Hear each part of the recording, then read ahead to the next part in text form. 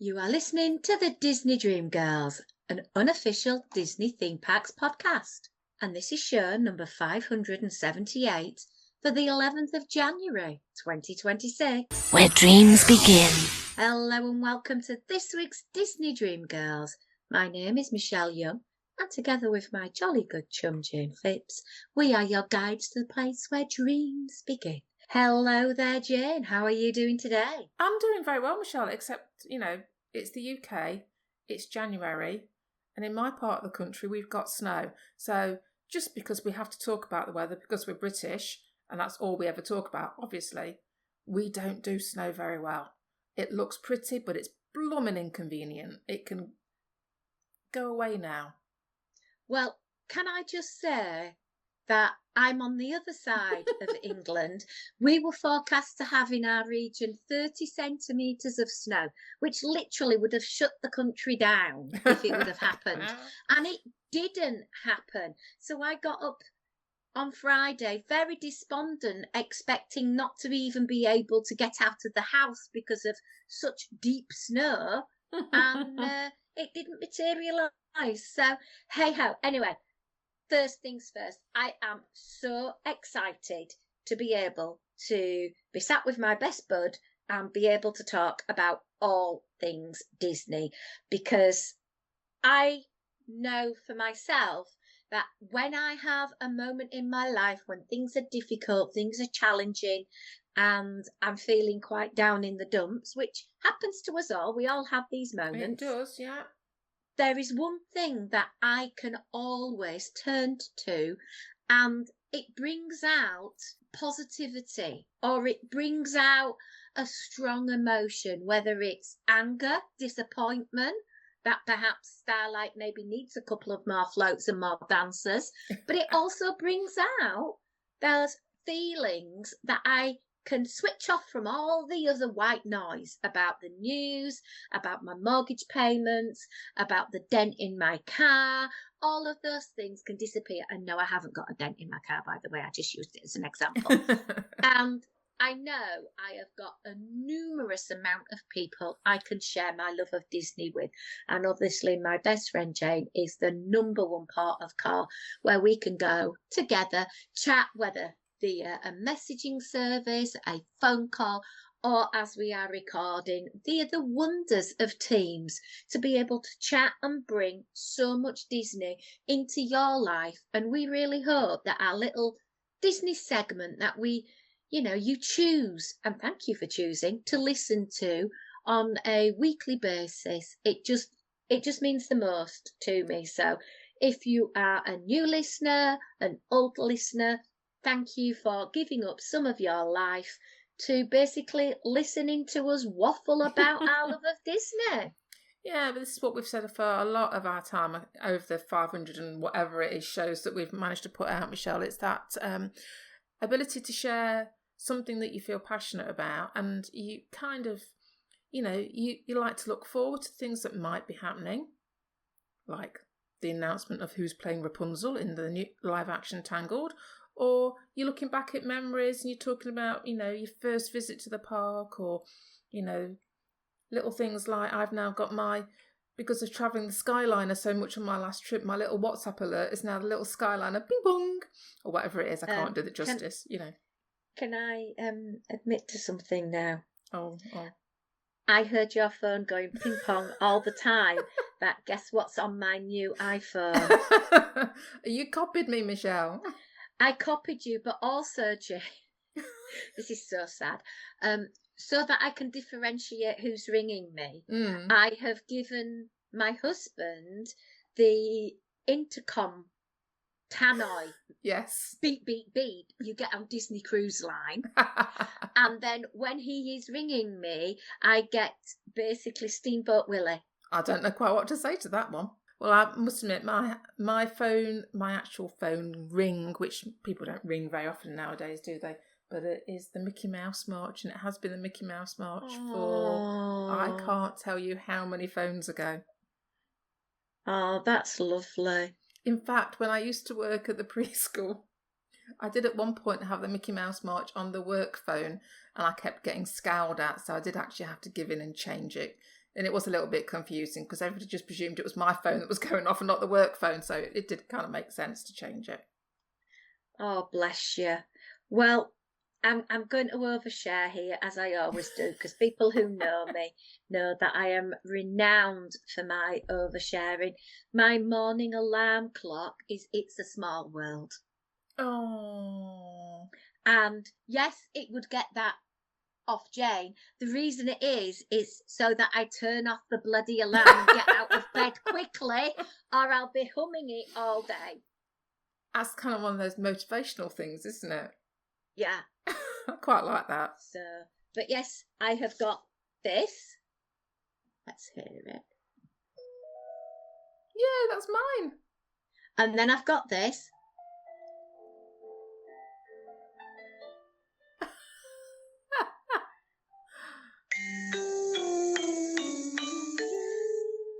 So it's like I'm in Disney all the time. So guys, what do you have as your ringtone? Are you as nuts as Jayne and I? Anybody listening to this must be nuts, Michelle. Well, we do have one or two listeners, Jayne, still with us. And it would be interesting to hear from people who have been with us and suffered in silence for the last 578 episodes, because I think I need to give you some kind of sticker or reward for being such an amazing, loyal listener, because it does take quite a lot of dedication. And I suppose us as in our role of content creators, I think from our perspective, we don't appreciate the impact that we may or may not have on other people's lives. But I know as a content devourer how much other people I watch and admire and listen to bring into my life. And it's only when you lose that you appreciate how much it meant to you. And yes, you are probably guessing by now that the whole internet sort of blew up quite sadly on the 22nd of December with the news of Adam the Woo passing away. And it was my routine that I would come home from work, I would cook my dinner, I would sit on the sofa with my bowl of chicken rice and raspberries. Yes, I know that's what's my dinner most nights. And we would click on the old Wooster and watch basically him diarising his life about what he did, where he was, and we loved it. And yeah, I think this is the joy of the internet, isn't it? As much as the internet, we won't even get into that, but you find the content creators out there that you gel with, and I think people like Adam the Woo, who was always a very genuine person, and I think it's that those that can come across and let you into their lives and aren't about the clicks and just want to genuinely share what they're up to, what their thoughts are, no ulterior motives as such. I think they're the ones that you kind of gel with ultimately, and the ones that you kind of keep going back to. And it does open up a whole other world of, you find out that you might be interested in a topic that you never thought you were interested in because somebody you've watched on, by chance on the old YouTubes or whatever, all of a sudden you go, oh, I never thought about that. And you find yourself, following somebody that you never in a million years you'd have thought of. So, yeah, I think it's, we don't appreciate it. We just sit here and waffle on, don't we, Michelle? Be nice to think that somebody out there appreciates us. Well, true. I will admit that when I went back to work, particularly this week, and the routine kicked back in again with the chicken rice and raspberry malarkey, and I got home and I clicked on YouTube and it was like, there's nothing from Adam. And it really struck home that he's not going to be making any more videos.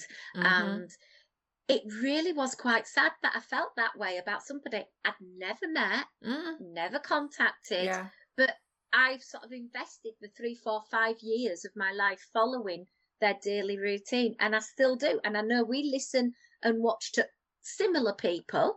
We may have differing views about them, and we won't go down that route, but we have some very similar views about particular other people in the Disney community that share their loves as well. And it is just, So anyway, guys, we're diverting. We do have a podcast for you, so I suppose somewhere. Let's get on track. and I think I have got a little bit of On This Day in Disney History. Michelle basically saying that she wants to try and get some regularity and order back into the podcast, because I know we've had a little bit of an erratic couple of months with, there was my holiday, there was your holiday, there was Christmas, and the whole Christmas close down and malarkey, but hey ho. So yeah, back to normal, and we're thinking about On This Day in Disney History. Mm-hmm. Well, what can I share and bring to you today? Amaze me, Michelle.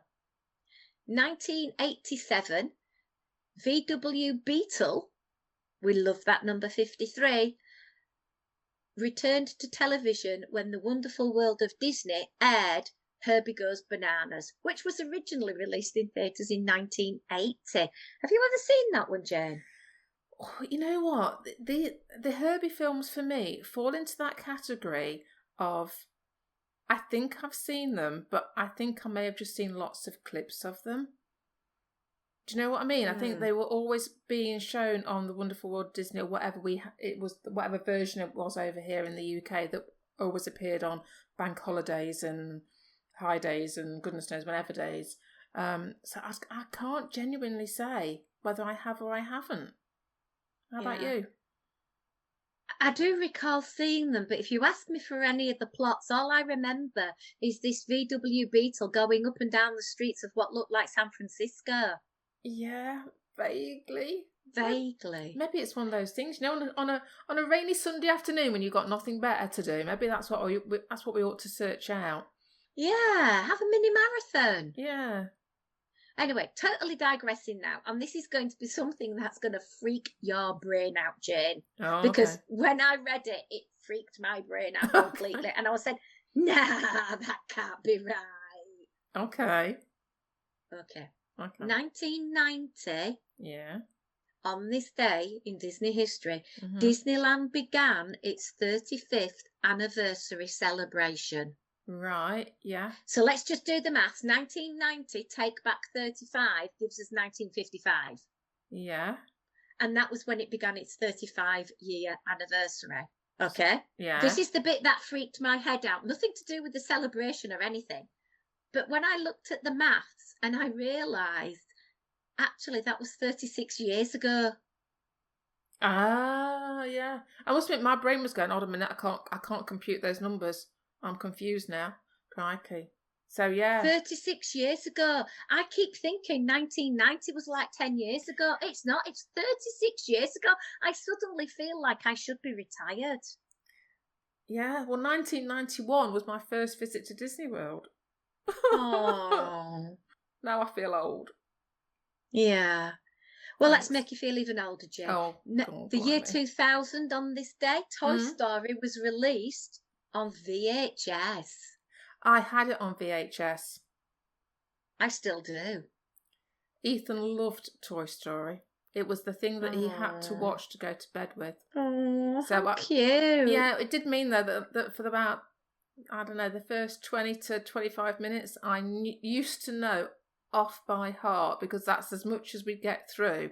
And he would never let us start the following night from where we finished the night before. We had to start from the beginning every single night. Ugh. And of course, Toy Story 5 later this year. I suddenly feel incredibly old. So that basically is On This Day in Disney History, we're all old. I was just about to say, the segment should be renamed How to Make Jayne and Michelle Feel Really Old.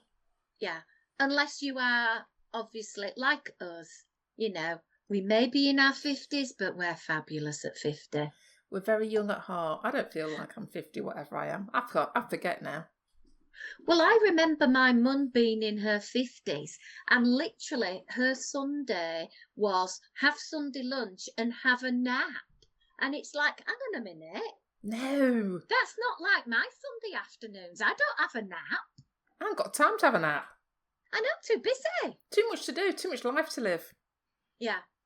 Anyway, that's the history. Shall we talk some news, Jayne? I think you've got a couple of bits and I've got a couple of bits. Oh, well, okie dokie then. Shall we start with, because I think you did mention this on the good old Instagram page.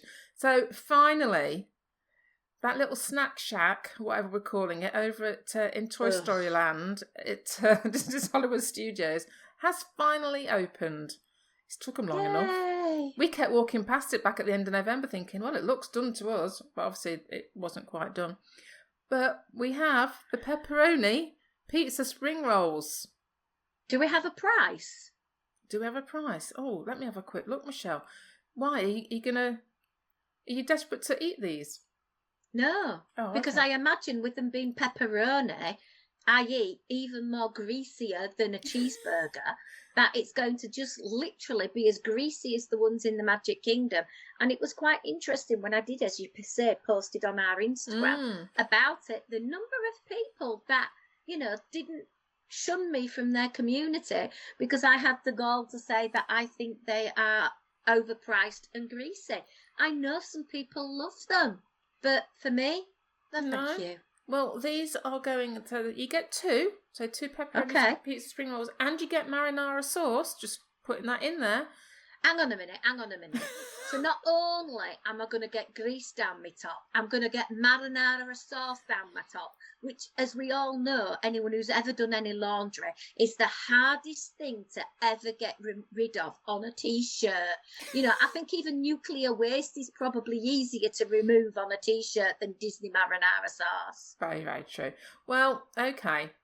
So you're not going to have them, but other people out there may want to try them, Michelle. But these are going to cost you $9.49. But if you didn't fancy them, you can get some popcorn or churros or ice cream, frozen lemonade. Just don't get the food in Toy Story Land. I'm sorry. Pastry things that they have, what do they call them? They're like the poppy tarty things. Oh yeah, and pocket things. They are just like chewing cardboard with sugar. Yeah, I suppose it's trying to harken back, isn't it, to being a kid and stuff like that, and the old cereals and one thing and another. But yeah, it's not my sort of food. I do like a frozen lemonade though, so the fact I've got frozen lemonade there, that would probably be the only thing I would like to order. I'll be ordering the tater tots with the tomato soup. Oh, fair enough. Yeah. So there you go, look. So there is something for everybody. We may not all go for the pepperoni pizza rolls, but there's always something there. Yeah, I suppose. I've got some news, although it is very tongue-in-cheek news.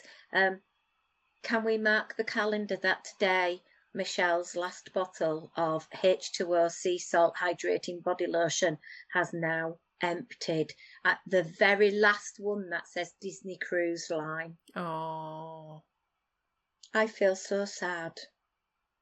It's funny the little things that affect us, isn't it? Well, it's been in my desk drawer at work, and when I've had a particularly stressful moment, I flicked open the top and smeared it on my hands to try and feel a little bit more of Disney magic to cheer myself up a little bit.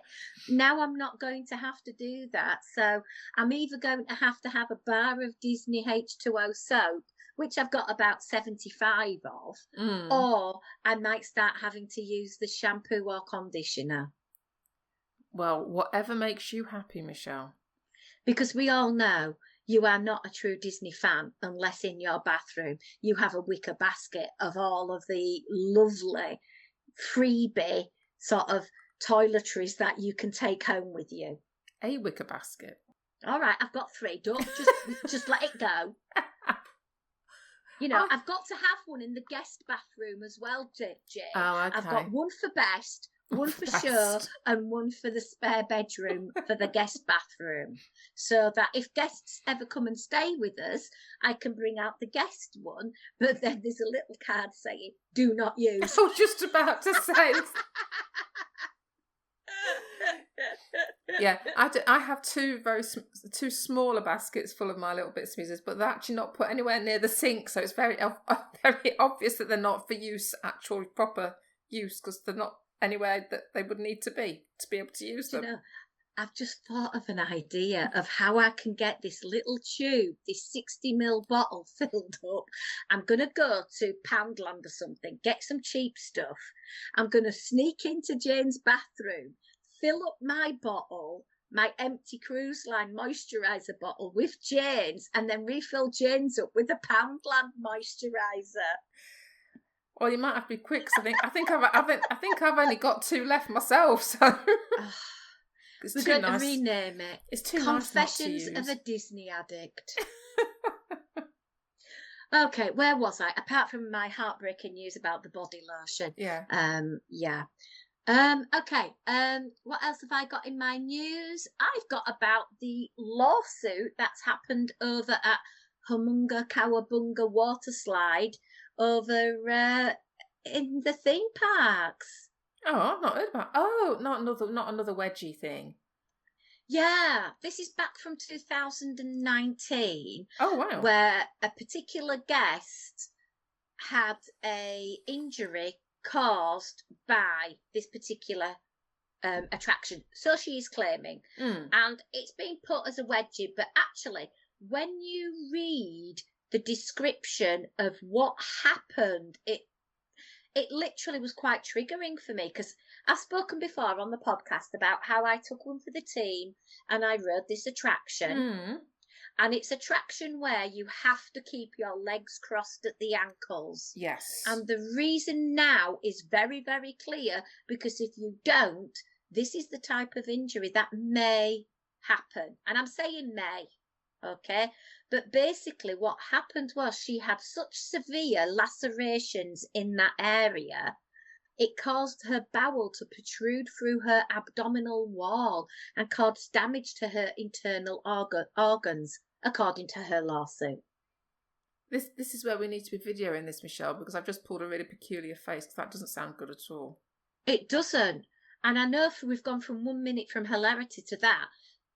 That sounds absolutely awful. Anyway, it's been going through the courts and everything, and it's just basically now got to a stage where it was going to go forward further. There was meant to be depositions, etc., and things happening on. And basically, it has now been dismissed, and the court filings do not indicate whether a settlement was reached or not. And I would like to hope that if anything is learnt from this, if you are going to ride that attraction or any Disney attraction, you take a moment to watch the safety instructions, because they are there for a reason. Absolutely, yeah. And heed them. And I'm not saying that this particular person didn't heed or whatever. I'm not saying that. I'm just saying that there are instructions there for a reason. So every time I see on like a chat group or something where someone says, my daughter's 1/2 inch under the height regulation, is it okay to put tissues in their shoes? No. Hell no, lady. No. There's instructions and warnings there for a reason. If you're on the fence about doing something, then perhaps you should, get off the fence and just not bother. Yeah, absolutely. I gather you've got something about the handcrafted film we are going to be able to see. So we've got the Disneyland Handcrafters coming out. I want to say it's the 22nd of Jan. It's going to be on Disney Plus, but it's also going to be on YouTube as well. Is it the Disney Insider channel, whatever it's called? I've just watched, there's a little featurette has come out, and it's talking to Leslie Iwerks, who is the granddaughter of Ub Iwerks. She's made this documentary. It's only a short little featurette, only 8 minutes or something like that. I heartily recommend you just take a little peek at it, because if you're wondering what Disneyland Handcrafted is all about, that will tell you. It's right up my street, because I love hearing about the background to how things got made and how they got developed. And this is all about how they built Disneyland in a year, effectively. And it's very evident because of her connections, being an Iwerks family member. It's very much a passion project for her, and the fact that she talks about what it was like being a child and being on the Disney lot and other bits and pieces like that. She's obviously got this massive love for Walt Disney, the company, the man. So I think this is going to be a much loved project to sit down and watch when it comes out later this month, and fascinating to see how they've taken old film from the archives and are using that to tell the story, and even going in there and creating sound for some of the film so that obviously maybe this was filmed back in the day where there was no sound captured, so they've gone in there and either enhancing or putting sound in to make it easier for us to watch nowadays and more impactful, I suppose, would be the thing as well. So yeah, if you look out on the Disney YouTube channel, there's a little featurette. I say it's only about 8 minutes long, but it will tell you all about Disneyland Handcrafted coming out towards the end of this month.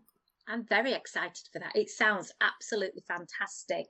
And anything that I can watch and learn and find out more about the history of the theme parks is all good stuff for me. I love that. Yeah, and as I said before, I'm watching a series or a YouTube show by Mouselets, and if you love your Disney history and your deep dives into certain things, I highly recommend their channel. So absolutely thumbs up on that one from me. Cool.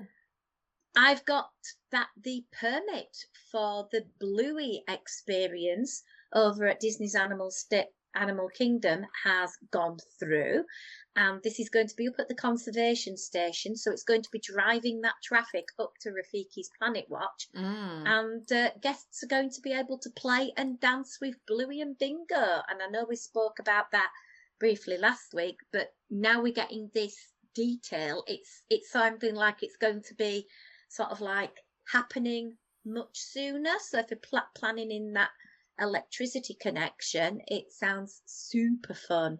It's a shame that the drawing class that is currently over there and is in that area, that perhaps that they are going to finish that at Animal Kingdom and move it over to Hollywood Studios to the magic of Disney animation, and then Bluey will take over that space at Animal Kingdom. So, it's a compromise. It's a different park, and it does make more sense that animation is at Hollywood Studios because historically that is its home as well. It is, yeah. That does kind of make sense. And I think having Bluey out there, as you say, Michelle, will drive people out to that area. I love jumping on the train going out there, but it can be quite a quiet area when you go out there. So hopefully it'll introduce more people to what is there anyway. You've got some news about Emma Stone. Yeah, I love this. So we know that there's a Muppet show special coming out. This was taken from an interview that Emma Stone did recently. And I didn't know that there was a project, the Miss Piggy project, upcoming movie about Miss Piggy. So, which was intriguing. But what I loved about this was that Emma was asked in an interview about whether or not she would be playing Miss Piggy in the upcoming project. And I just love the reply that she gave. So, this is Emma Stone. First of all, that is the biggest insult to Miss Piggy I've ever heard, and I will not have her name dragged through the mud like that. Why would I play a literal star? She's the greatest. No, of course I'm not playing Miss Piggy, and neither is Jen. We pale in comparison. Are you out of your mind? Miss Piggy is playing Miss Piggy. She would be storming out right now at the mere suggestion, which I thought was like the perfect answer to a question about Miss Piggy. It was just like, just love it when the actors are on board with the whole play along to do with this movie. I thought that's like the best thing. So, so apparently Miss Piggy's story will be brought to the screen by somebody called Cole Escala, who's a Broadway sensation apparently. Won a 2025 Tony Award for Best Actor in a Play and nominated for Pulitzer Prize for Drama. So he will, apparently he's behind all this. So it's going to be interesting to see how that develops and, watch this space for Miss Piggy taking to the silver screen. Love a little bit of Miss Piggy. Any Muppets we can get, I will grab with both hands and say, yay. Yay. I want to talk a little bit, and we've done this before in the past where we've had little mini-series talking about creatives that have enhanced our love of the Disney theme parks. Well, I want to talk about basically the first woman that was hired by Walt Disney Imagineering in a creative capacity, namely Harriet Burns. Okay. So she's seen as a pioneer in Imagineering because she came into the team and really drove through so much of what we know and love now. And wow, some of the things that she has created in our theme parks, you just sort of think, wow. And I love this little quote that she says, "It was the 1950s, she explained. I wore colour coordinated dresses, high heels, and gloves to work. Girls didn't wear slacks back then. For those of us who don't know what slacks are, they're trousers. Okay? Although I carried a little pair in a little sack just in case I had to climb into high places." Oh. Oh, I love that era. It's so Yeah, I can imagine glam. her just sort of whipping out of the little dress and putting on her trousers and going up the step ladder to sort something out.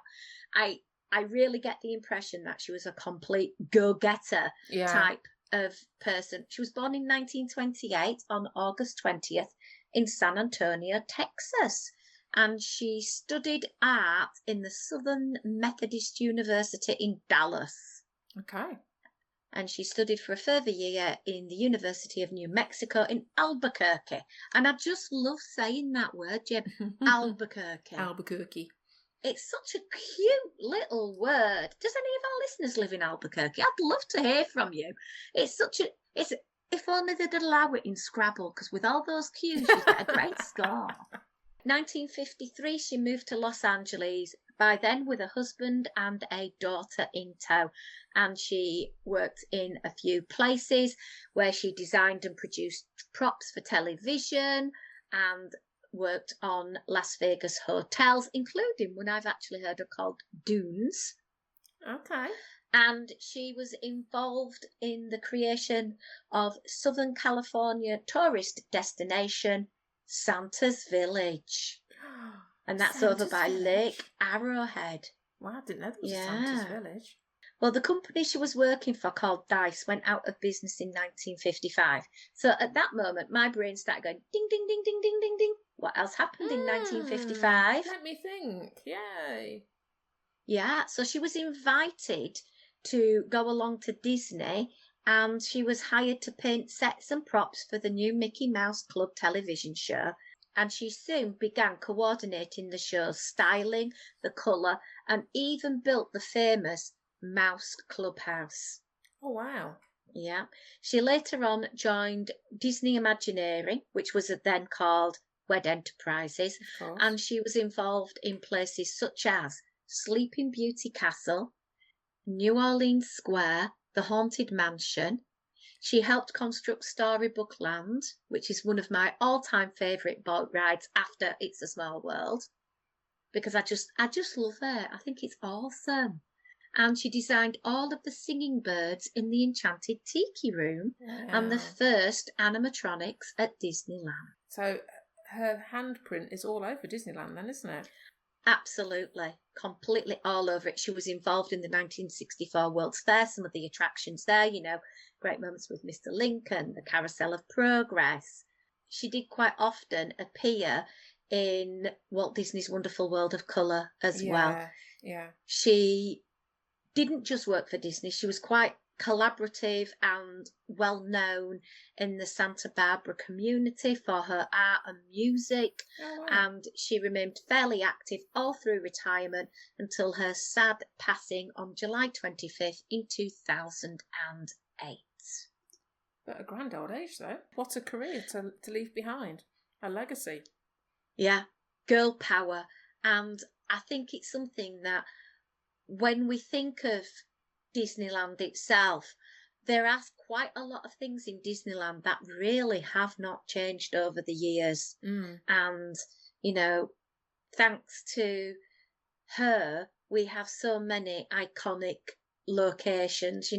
She contributed to the design and creation of the dolls on It's a Small World, and that to me is just such a powerful girl-driven attraction anyway, with the work of Mary Blair. Absolutely, yeah.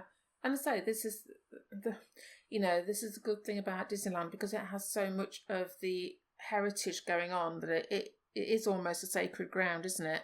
And it's not likely to get she says, try and word this tactfully, as messed about with perhaps as other parks could or are doing. So it is nice to think that those areas that she touched are still there, and therefore, you know, her legacy and others of that era will carry on. Well, I think that is coming to an end of this week's Disney chat. So I would like to firstly thank each and every one of our wonderful listeners for giving us your attention for the last half an hour or so as we waffle on about our love of Disney. Please, please, please interact with us on Instagram at DisDreamGirls or at Jayne Phipps. You can also contact us via email info@disneydreamgirls.com. If you wish to support the show financially, why not go over to patreon.com/Disney Dream Girls, because at the moment we are running a little bit of a promotion to try and encourage a few more Patreon supporters, where we have taken a little bit off your first month's subscription if you do wish to support the show on certain levels. They get in return our absolute gratitude and thanks, and additional audio and other benefits. So please consider visiting there today. Anyway, until next time, it's a goodbye from me. And it's goodbye from me.